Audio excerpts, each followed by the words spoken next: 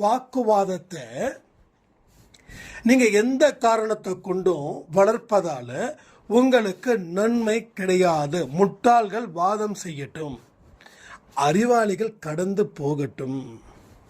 முட்டாள்கள் வாதம் செய்யட்டும், அறிவாளிகள் கடந்து போகட்டும், அவ்வளவுதான்.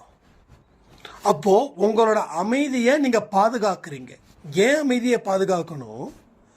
இந்த அமைதியான மனது தான் நம்ம வாழ்க்கையில் இருக்கக்கூடிய அத்தனை கர்மாக்களையும் கடக்க உதவும். புரியுதா? அப்ப அமைதி இல்லை அப்படின்னா என்ன செய்வோம்? தப்பு மேல தப்பு செய்வோம். ஒரு வெறுப்பை உண்டு பண்ணுவோம். அந்த வெறுப்பின் மூலமா பாவத்தையும் செய்வோம். ஒரு செடி வச்சா அந்த செடி மட்டுமா வளருது? கூட என்னென்னமோ செடியெல்லாம் வளருது, புல்லு அது இதெல்லாம்.